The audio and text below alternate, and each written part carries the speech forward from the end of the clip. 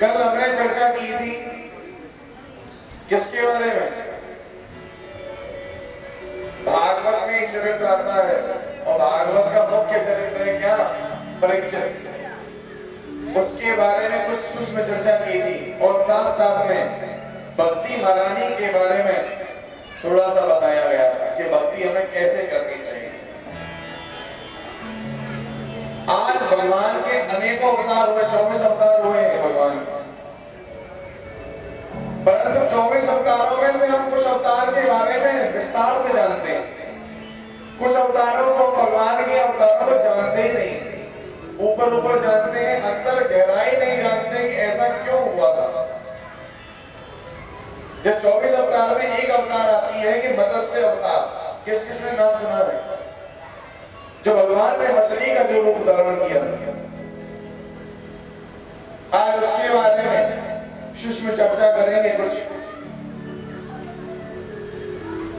और यहाँ विराजमान सभी भक्तगण, भागवत प्रेमी, माता बहने, भाई बंधु, बाल गोपाल,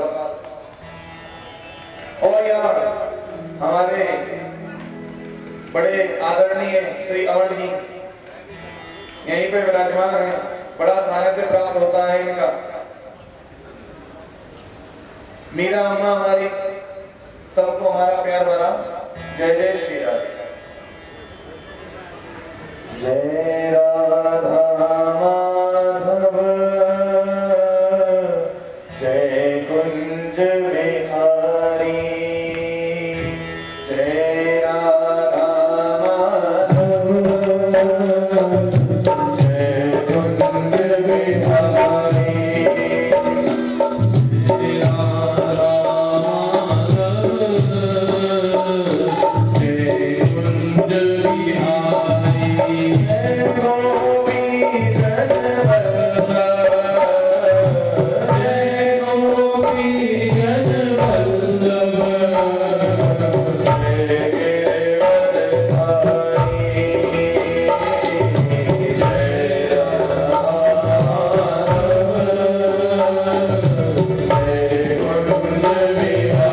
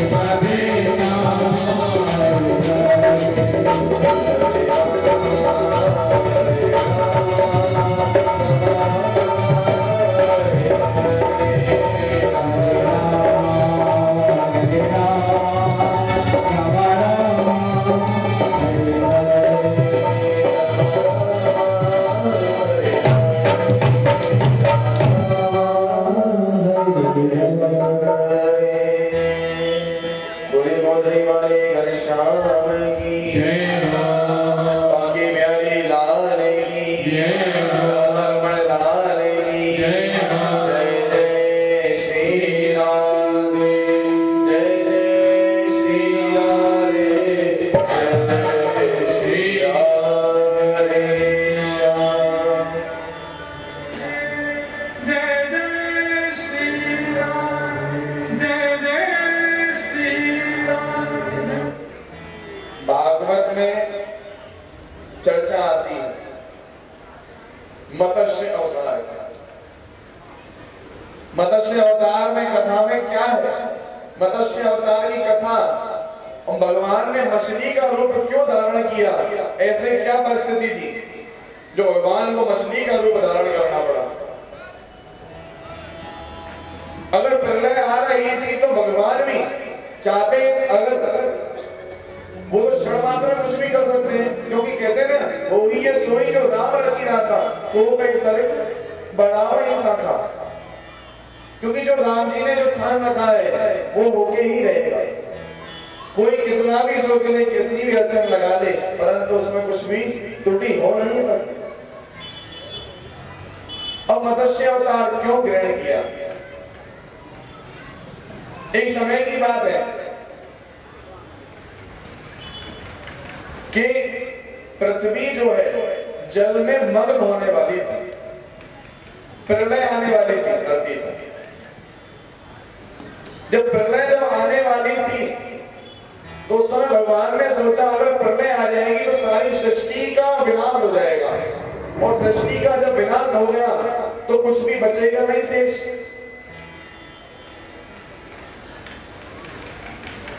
कि देखो, खाली हमें पूजने से मतलब नहीं है, भगवान को पुजवाने से भी मतलब है।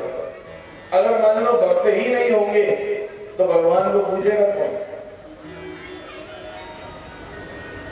अब ऐसी ही बात आती, बड़ी मार्मिक बात हमने सुनी कि जब राम सेतु जब बांध रहे थे, पत्थरों से वो राम सेतु बांधा, पत्थर पे राम लिखा और पानी में वो तैरने लगे, जल में तैरने लगे। और जब पत्थरों से जो सेतु जो बनाया है, पुल जो बनाया है, वो छोटा बना है।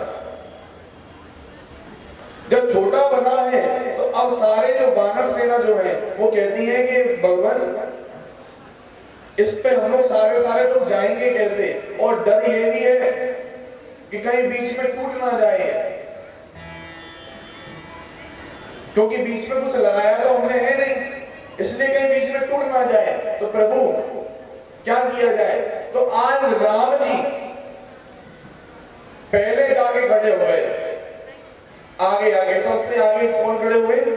राम जी, कि पहले मैं जाऊंगा। अब राम जी ने जैसा प्रथम चरण अपना रखा है सेतु पे, जितने भी चल के जीव थे, कछुआ इत्यादि जितने भी थे, सब ऊपर आ गए और सेतु के पास में आगे लग गए। और वो सेतु जो है इतना बड़ा बन गया कि सारी वानर सेना उस पर जाने लगी। अब जब पार हो गई वानर सेना, सब लोग पार हो गए। ऋषिराज जामन ने पूछा कि प्रभु आपने तो क्षण मात्र में कार्य पूरा कर दिया, अगर आपको अपने आप ही काम करना था तो हमसे पत्थर क्यों उठवाए तुमने? तो उन्होंने बताया, देखिए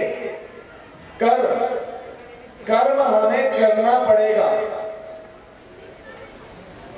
कार्य करना पड़ेगा, क्योंकि गीता में श्री कृष्ण भी लिख रहे कर्मण्येवाधिकारस्ते मा फलेषु कदाचन मा कर्म फल हेतु रिपुर्न माते संगोष्ठ कर्मणि, कि तू कर्म तो कर।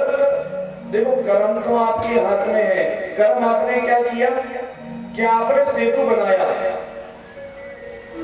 एक पल आपने बढ़ाया, सेतु बनाने का काम आपने किया।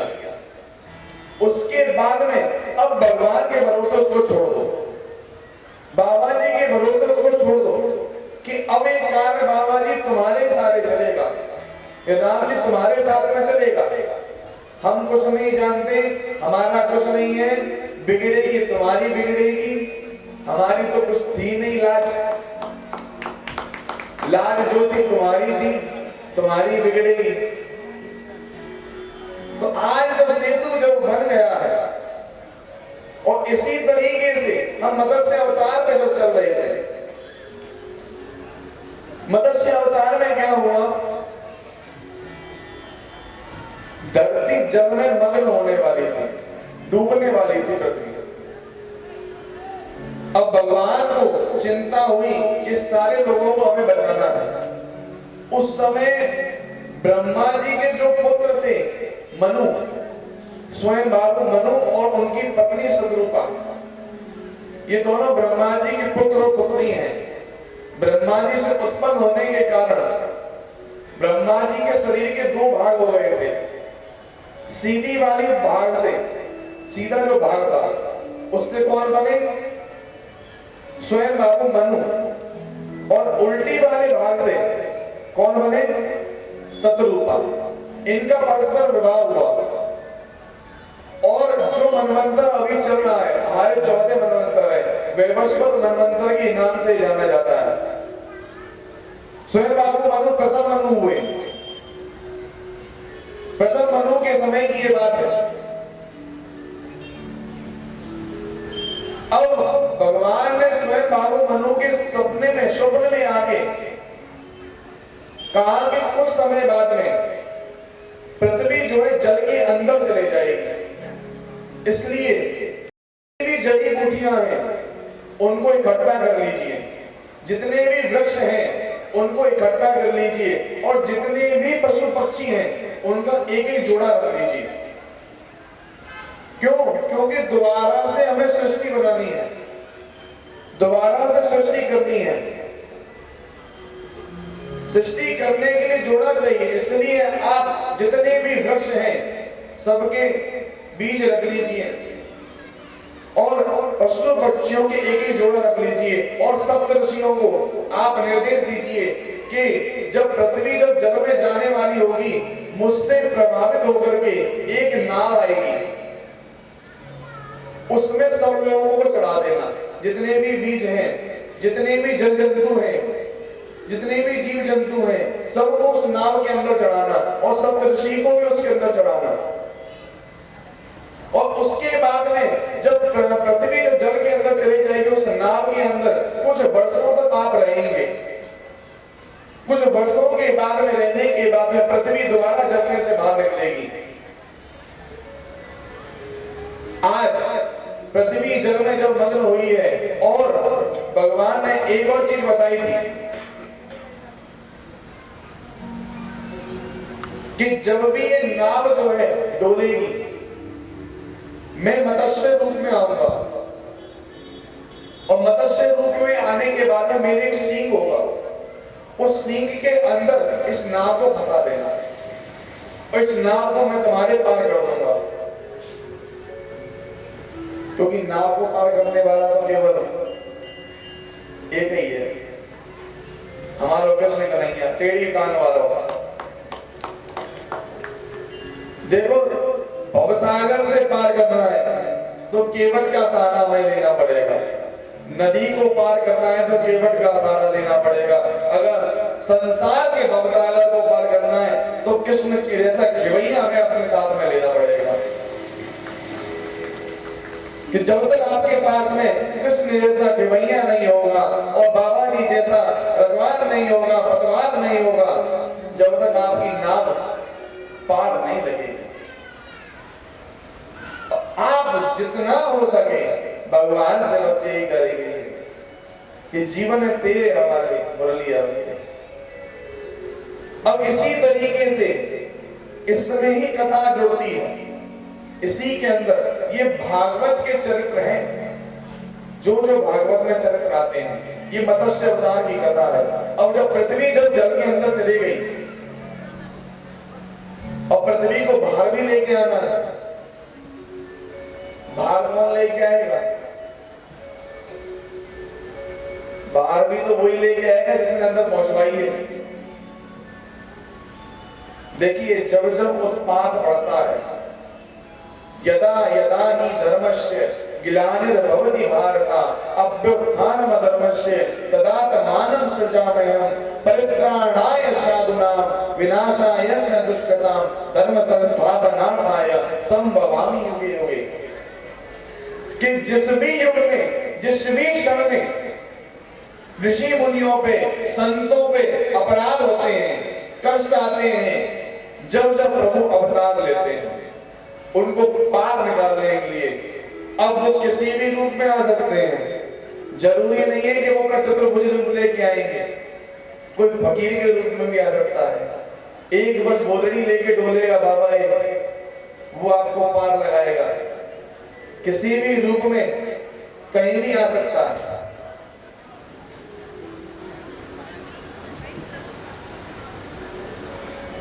क्योंकि देखिए, हमारे ब्रज में संतों के बीच में कभी भी बैठते हैं ना हम लोग भैया, तो संत बस एक ही चीज बोलते हैं हमसे, हे रे मन बड़े आलसी समझे ना गवार, भजन करने को आलसी और खावे को होशियार। हे रे मन तू बड़ा आलसी समझे ना ही गवार, भजन करने को आलसी और खावे को होशियार। कि जीव बड़ी चटकारे मारेगी।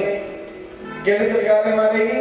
कि आज कि प्रभु बगल वाले पड़ोसी से कोई कहेगा कि आज देखो भंडारे में शायद से रसगुल्ला बना है, तो आज वो हमें पाने को मिलेगा। तो वो बड़ा विचित्र लीला होती है। जब भी भगवान का चरित्र अगर चल रहा है, भजन चल रहा है, तो भोजन को कुछ समय के लिए हमें त्यागना पड़ेगा। क्योंकि भजन और भोजन है तो दोनों मिलते जुलते, परंतु अंतर बहुत बड़ा है इनके अंदर। इसी तरीके से अब जब पृथ्वी जब जल के अंदर जब चली गई है, पृथ्वी जो है और स्वयं बाबू जो मनु जो है, सतरूपा के साथ में सारे जो देवता हैं सब विष्णु भगवान के पास जाते हैं कि भगवान ये जो पृथ्वी जो है जल के अंदर चली गई है, इसका उद्धार आप करें। तो उन्होंने कहा कि उद्धार हम करेंगे, आप अपने अपने स्थान को जाइए। अब इस पृथ्वी को लेकर के कौन गया था? भक्त प्रहलाद जी का चरित्र किन ने सुना है? उनके जो चाचा थे ना प्रहलाद जी के, वही पृथ्वी को अंदर ले गए थे। दो भाई थे, हिरण्याक्ष और हिरण्यकश्यप। हिरण्याक्ष जो है पृथ्वी को अंदर ले गया था। पृथ्वी को अंदर जो ले गया था तो सारे लोग जाकर के भगवान से विनती करते हैं कि भगवान आप ही अब पार लगाइए। भगवान के पास में जब गए, भगवान ने अपना आज बड़ा रूप लिया है। बोलिए भगवान की आज भगवान जो है, देखिए ज्यादा विस्तार से हम ले जा नहीं रहे अंदर तक, क्योंकि समय की कुछ सीमा है ना। अगर ज्यादा अंदर चले जाएंगे तो समय बड़ा कम रह जाएगा और आपका जो दृष्टांत है वो अधूरा रह जाएगा। इसलिए ऊपर ऊपर समझिए। वरा अवतार जब हुआ है तो आपने जो सूकर देखे, सुअर के रूप में जो अवतार हुआ था उनको वरा अवतार हम लोग कहते हैं। उनका जो आगे का जो सूकर कहते हैं वो बड़ी स्ट्रॉन्ग होती है, मजबूत होती है। उनके दो सींग थे नाक के पास में। अब वो जल के अंदर गए, जल के अंदर से आने के बाद में सबसे पहले किसको लेके आए? पृथ्वी को ला करके अपने स्थान पर रख दिया। उसके बाद में सृष्टि शुरू हो गई और यहाँ पे जो हिरण्याक्ष जो था पृथ्वी को जो अंदर लेकर के गया था, पृथ्वी को अंदर ले जाने के बाद में वो विष्णु भगवान को फटकार करके कहता है कि इस पृथ्वी को चोरी से तुम कहां लेके जाते हो? अगर तुम्हें लेके जाना है तो सबसे पहले मुझसे युद्ध करना पड़ेगा तुम्हें। तो भगवान वराह का और हिरण्याक्ष का यहाँ पे युद्ध चला है, और युद्ध चलने के बाद में भगवान ने, वराह भगवान ने हिरण्याक्ष का भी उद्धार किया है। आज जब उद्धार किया है, उद्धार से एक बात ध्यान आई, दीपावली क्यों मनाते हैं हम लोग? दीपावली मनाते हो नहीं मनाते? क्यों मनाते? आधे से ज्यादा लोगों का जवाब होगा कि राम जी आते हैं तो जब मनाते हैं। हमें जो पिक्चरों में दिखा दिया गया उसको हमने मान लिया। राम जी उस दिन नहीं आए थे। दशहरा जब बनता उसके 18 दिन बाद दीपावली आती है। ऐसा क्यों? और रावण को मारने के अगले क्षण ही भगवान वहां लंका से निकल चुके थे पुष्पक विमान में, और अगले दिन भरत जी के पास में आ गए थे। तो दीपावली तो दशहरे के अगले दिन होनी चाहिए। इस तरीके से इतने दिनों का गैप क्यों आया? अयोध्या नहीं पहुंचे थे, अयोध्या तो अगले दिन ही पहुंच गए थे, क्योंकि 14 वर्ष की अवधि भगवान की पूरी हो रही थी। और भरत जी ने कह रखा था कि भैया 14 वर्ष से एक भी दिन ऊपर हुआ तो मैं अपने प्राण त्याग दूंगा, मैं अपने प्राणों को त्याग दूंगा। तो उन्होंने कहा कि मेरा एक भाई है बाबरा, अगर मैं अगले क्षण ही नहीं पहुंचा, अगले दिन ही नहीं पहुंचा, पुष्पक विमान इसलिए विभीषण से लिया था कि अगले दिन ही पहुंचना था भगवान को, इसलिए अगले दिन भगवान आए थे। उत्सव मने थे, उत्सव मनते रहे थे। परंतु दीपावली हम क्यों मनाते हैं? आपको ध्यान है समुद्र मंथन हुआ था, समुद्र मंथन की कथा आपने पढ़ी होगी। समुद्र मंथन में से लक्ष्मी जी का प्राकट्य हुआ था, लक्ष्मी जी प्रकट हुई थी। और हम दीपावली पे किसका पूजन करते हैं? जोर से बोलो, लक्ष्मी जी का। अगर राम जी आए थे तो राम जी का पूजन होना चाहिए, और राम जी का पूजन तो हम करते हैं, परंतु सबसे पहले पूजन किसका होता है? लक्ष्मी जी का। लक्ष्मी जी का पूजन होता है। वो समुद्र मंथन जब हुआ था उसमें से जो लक्ष्मी जी प्रकट हुई थी, इस उपलक्ष्य में दीपावली मनाई जाती है कि धन दान से हम संपन्न रहे। 24 चीजें निकली थी समुद्र मंथन से, उसमें से एक लक्ष्मी भी थी जिन्होंने विष्णु भगवान को वर्ण किया था, विवाह किया था इनसे। जब विवाह जो हुआ था उस विवाह के उपलक्ष्य में दीपावली मनाई गई थी। आज से याद रहेगा, क्योंकि देखिए कुछ कड़ियां जो है हमें पता नहीं है, टीवी में सीरियल्स में जो पिक्चरों में हमें दिखा दिया, हमारे ग्रंथों को तोड़ मरोड़ करके हमने ग्रंथों को पढ़ा नहीं और हमने जानने का प्रयास किया भी नहीं। जो हमें दिखा दिया गया वो स्वीकार कर लिया।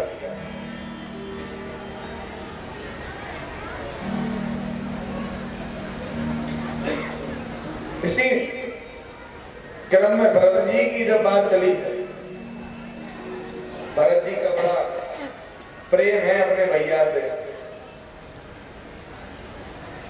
कि जब भैया राम जी वनवास को गए, वनवास के समय जाने के बाद अब भगवान के पैरों में छाले हैं, भगवान के पैर में कांटे लगे हुए हैं। अब भगवान अपनी कुटिया बनाना चाहते हैं चित्रकूट के अंदर, और यहाँ पे जो वन देवी जो है, वन की जो देवी है, वन देवी उनके सामने प्रकट हुई है कि प्रभु मुझे कुछ आज्ञा दीजिए आप कि मैं आपकी सेवा कर सकूं। तो उन्होंने कहा कि मेरे को कुछ सेवा नहीं चाहिए, क्योंकि मैं कुटिया बना दूं आपके लिए। क्योंकि नहीं, माता ने हमें आज्ञा दी है कि तुम्हें वनवासी होकर रहना है, तो मैं कुटिया भी स्वयं बनाऊंगा और भोजन भी स्वयं बनाऊंगा। वनवासी का प्रथम कर्म है।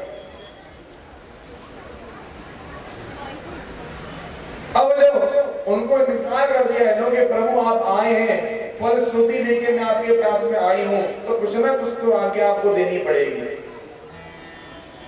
तो भगवान ने कहा है कि जिस रास्ते से मैं आया हूं ना, उस रास्ते में कांटे बहुत हैं, तो इन सारे कांटों को हटा देना।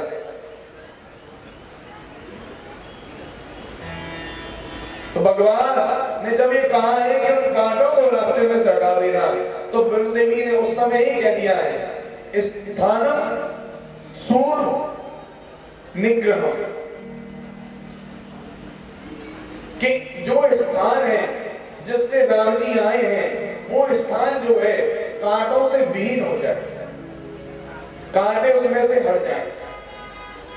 अब वन देवी ने पूछा कि प्रभु आपकी आज्ञा का मैंने पालन तो कर लिया, परंतु आप तो वन में आ गए, तो आप ये बताइए कि आप तो वन में आने के बाद में आप तो उन कांटों पर चले आए, अब क्यों कांटे हटवाए हो?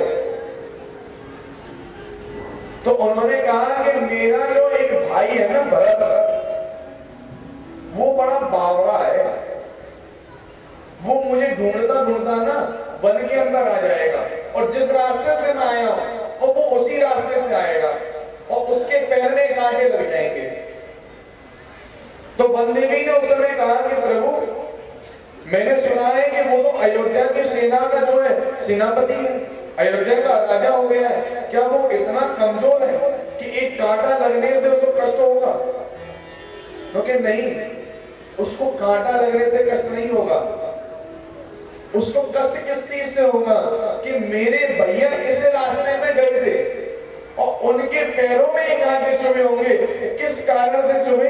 मेरे कारण वो कांटे चुभे। तो वो इस चीज को सोच सोच करके आत्मग्लानि अपने मन के अंदर करेगा।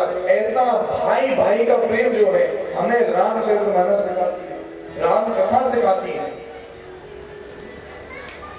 अब उसमें से हमने कुछ गलत चीजें पकड़ ली, उनको हम ले लेके बैठ गए कि स्त्रियों का बस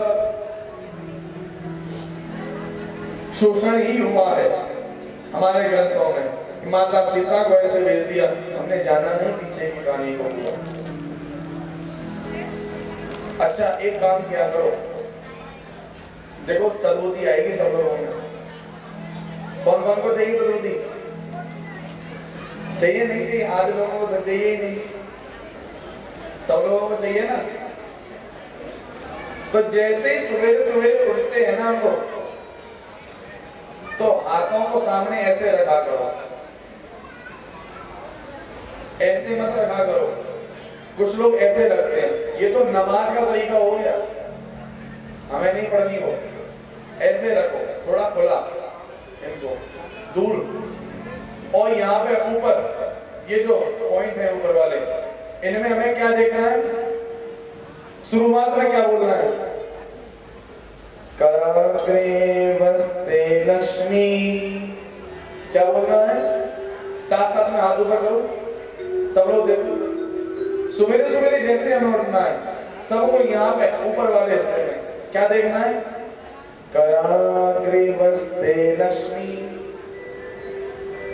अब बीच के हिस्से पे आ जाइए, कर मध्य सरस्वती। अब मूल पे आ जाइए, मूल भाग जो है। अब वो प्रथम में हमने क्या देखा? कराग्रे वस्ते लक्ष्मी, कर मध्य सरस्वती, कर मूले गोविंदम, प्रभाते कर दर्शनम। कि प्रभात में सवेरे सवेरे अगर आपको लक्ष्मी जी का दर्शन अगर यहाँ होता है, बीच में सरस्वती जी का दर्शन अगर होता है, और नीचे कृष्ण कन्हैया गोविंद का आपको दर्शन होता है, प्रभाते कर दर्शनम, तो आपका जीवन और आपका जो दिनचर्या है वो अच्छी बीतेगी, और अच्छी बीतने के बाद में आप अच्छे कर्म करेंगे, और अच्छे कर्म कर करके बढ़िया बढ़िया सानिध्य आप प्राप्त करेंगे।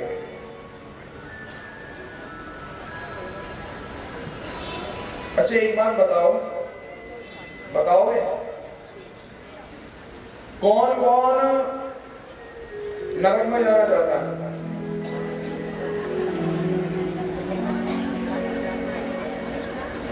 कोई नहीं जाना चाहता, तो नरक तो खाली हो जाएगा हिसाब से।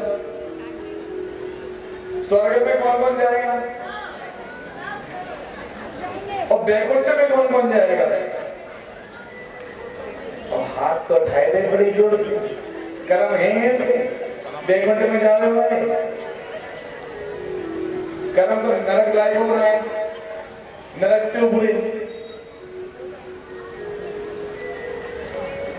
अब देखो इनमें अंतर क्या है। अब सब लोग बोलते हैं स्वर्ग, नरक और वैकुंठ। अब इनमें अंतर सुनिएगा, ध्यान से सुनना अंतर। अमर जी ध्यान से अंतर सुनिएगा।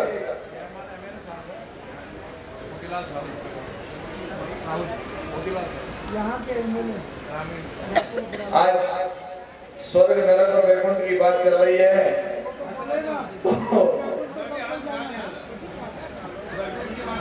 वैकुंठ का तो भाया था। तो आज जो इस क्षेत्र के जो एमएलए हैं मोतीलाल साहू जी आज हमारे मध्य में उपस्थित हैं। तो इसी बीच में चर्चा क्या चल रही थी हमारी? नरक की, कि नरक में कौन कौन जाएगा। अभी देखो आप अपना बता दो कि नरक में कौन जाने वाला है। कि स्वर्ग, नरक और वैकुंठ के अंतर क्या क्या है? अगर स्वर्ग आपको देखना है, घर के अंदर आपके पुत्र आज्ञाकारी है, पुत्री आज्ञाकारी है, पति आपको अच्छा मानता है, पति आज्ञा मानता है, पत्नी आपकी आज्ञा मानती है, वो क्या हो गया? स्वर्ग हो गया। और इसके उल्टा चले जाओ कि पुत्र आज्ञाकारी नहीं है, पत्नी जो है पति को पीट देती है ना? ये क्या हो गया? नरक हो गया। अब आ रही है इसके, ये भी कुछ हमें नहीं चाहिए। ये चीजें तो हम यहाँ पे भोग ही रहे हैं। स्वर्ग और नरक तो यहाँ भोग रहे हैं हम लोग।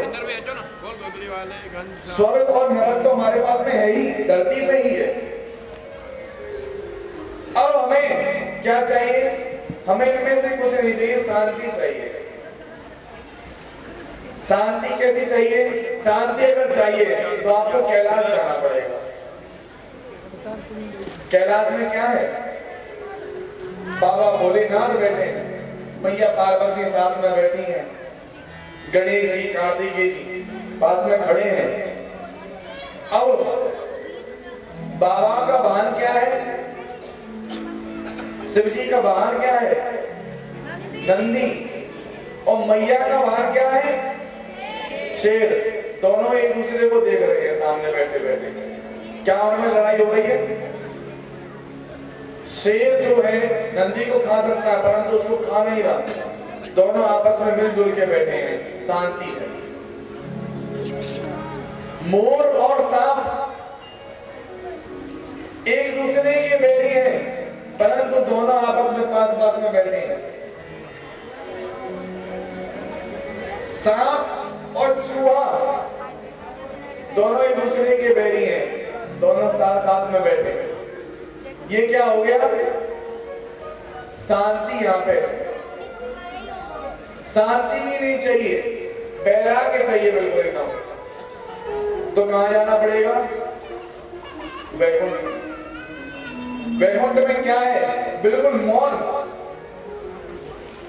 भगवान जो शेष सैया में लेटे हुए हैं, चतुर्भुज रूप में है, और चतुर्भुज रूप में लेटे हुए लक्ष्मी जी उनके चरणों को दबा रही हैं।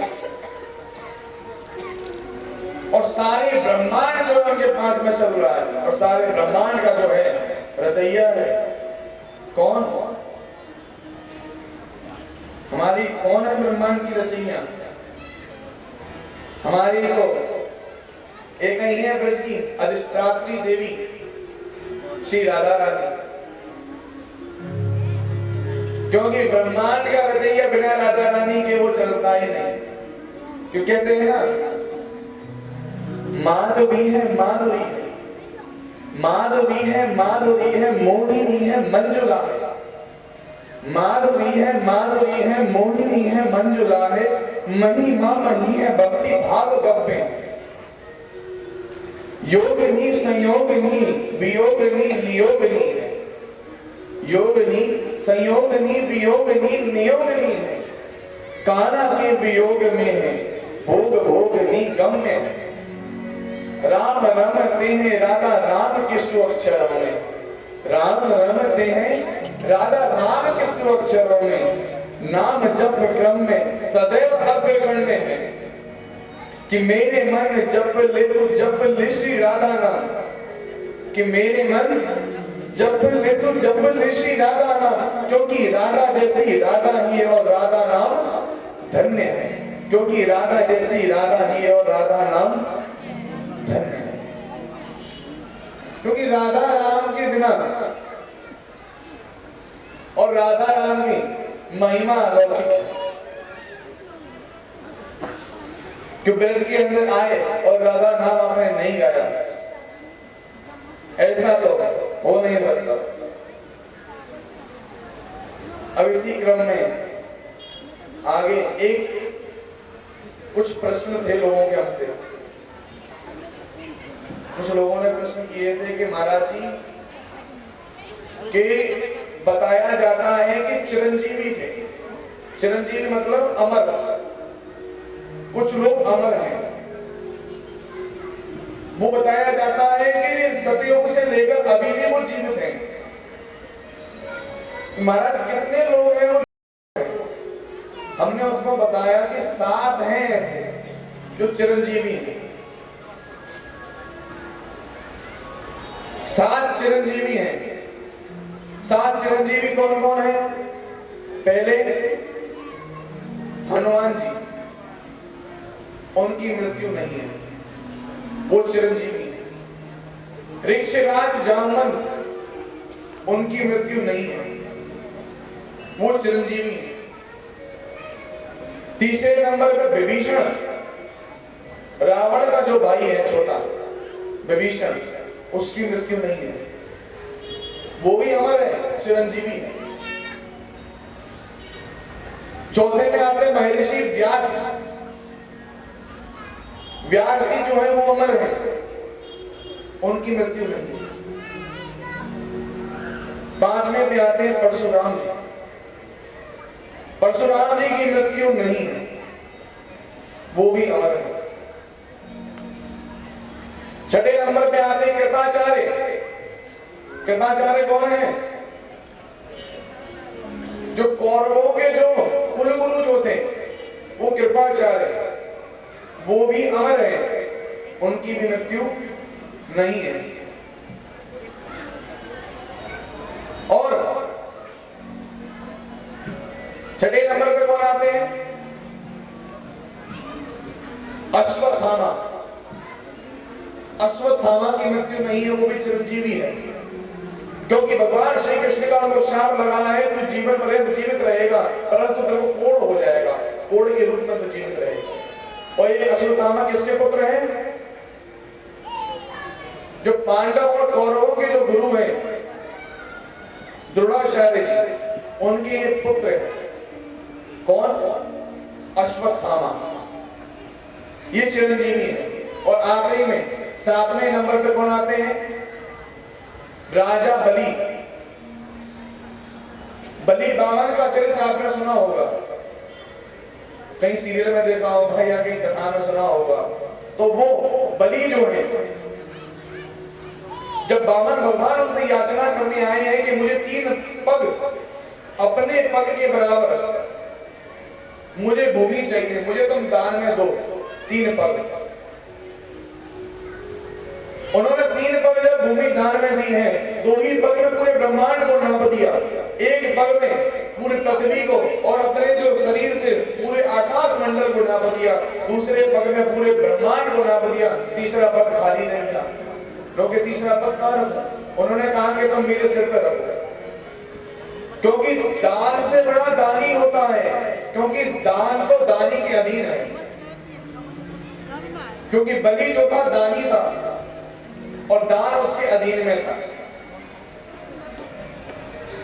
जब बलि ने दान किया है, अपने आप को भी समर्पण कर दिया। क्योंकि देखो 9 प्रकार की भक्तियां हैं। कौन कौन सी? भागवत मुरली का श्रवणम कीर्तनम विष्णु स्मरणम पाद सेवनम अर्चनम वंदनम दास्य साख्या निवेदनम। कि श्रवण करना, स्मरण करना, कीर्तन करना, अर्चना करना, वंदना करना, अपना सखा भाव रखना, उनमें दास का भाव रखना, और सबसे बढ़िया भक्ति, 9वीं भक्ति कौन सी बताई गई है? कि भगवान के चरणों में अपने आप को आत्मसमर्पण कर देना। कि अपने आप को समर्पित कर दिया। ये 9वीं भक्ति बताई गई। सबसे बढ़िया भक्ति यही बताई गई है, सबसे आसान और सबसे बढ़िया भक्ति क्या बताई गई है? आत्मसमर्पण, साख्य आत्म निवेदनम, ये 9वीं भक्ति। इसी तरीके से जब बलि ने अपने आप को समर्पित कर दिया, समर्पित करने के बाद में वो इंद्रासन पाने के लिए जो यज्ञ कर रहा था, तो भगवान ने उस समय कहा कि अभी तुम इंद्रासन मत मांगो, अभी अगर तुम इंद्रासन मांगोगे तो पूरी व्यवस्था जो है वो सारी बिगड़ जाएगी। तो इसलिए तुम एक काम करो, अगला जो मनवंतर होगा उसके अंदर तुम इंद्र बनोगे। अभी तुम सुतल लोक, जो पाताल लोक के नाम से जाना जाता है, उसका तुम राजपाट भोगोगे। और उसमें जो राजभवन जो है ना, उसके अंदर 52 द्वार है, 52 दरवाजे। बलि ने भगवान से एक वरदान मांगा कि मेरी निगाह जहां तक जावे, तो भगवान आपका ही मुझे दर्शन होगा, मेरी निगाह जहां नहीं जाए आपका दर्शन मुझे होता रहेगा। तो भगवान बलि के जो 52 जो द्वार हैं उन पे खड़े रहते हैं। पता नहीं किस समय किस द्वार में इसकी निगाह चले जाए और मैं इसको ना मिलूं, मेरा वरदान झूठा चले जाए। आत्मसमर्पण जब किया है, इसलिए कौन से चिरंजीवी थे? अगले में जो मनवंतर इंद्र बनेंगे, कौन चिरंजीवी हुए? 7 में बलि। 7 चिरंजीवी थे, याद रहेगा। अगली बार हम जब आएंगे पूछेंगे तो बता पाओगे 7 चिरंजीवी कौन कौन है? प्रेम से बोलना पड़ेगा। राधे राधे, दोनों हाथ उठा के बोलना पड़ेगा, जोर से बोलना पड़ेगा। आज ये आनंदमयी चरित्र, आनंद चलता रहता है ऐसे धीरे धीरे। आनंद के बीच में जब संतों का आगमन हो जाए अगर, तो उससे बड़ा आनंद तो कुछ हो ही नहीं सकता। हमारे बीच में सदानी दरबार के प्रमुख श्री श्री युधिष्ठिर लाल जी हमारे बीच में उपस्थित हैं। हमारा बड़ा ही धन्यवाद है कि ऐसे संतों का हमें सानिध्य मिलता है कि आज इनके सानिध्य में हम कुछ कह पाए, ऐसा सौभाग्य बड़ा बिरला मिलता है। क्योंकि भक्ति के बारे में हम बता रहे थे, और भक्ति का महाराज जी चरित्र आता है किसके अंदर? रामचरितमानस में। किसका? माता सबरी का। कि राम जी ने जब मतंग ऋषि की जब सेवा की थी, सबरी ने जब मतंग ऋषि की सेवा की थी, तो मतंग ऋषि ने उनको आशीर्वाद दिया था कि जा, तेरी भक्ति जो है निश्चल है, तेरी भक्ति जो है परिणाम योग्य है। तो आखिरी समय में, जीवन का जो अंतिम समय जो होगा, उसमें तुझे भगवान श्री राम के दर्शन होंगे। तू भगवान का सानिध्य प्राप्त करेगी और भगवान से नम्रता भक्ति का ज्ञान भी प्राप्त करेगी। तो भगवान उनके सामने जब प्रकट हुए हैं मैया सीता का पता पूछने के लिए, तो उनको उस नम्रता भक्ति का उल्लेख बता के गए हैं। नम्रता भक्ति कहूं तो ही पाही, सावधान सुन धर्म मन माही। प्रथम भक्ति संतन कर संग, दूसरी रति ममता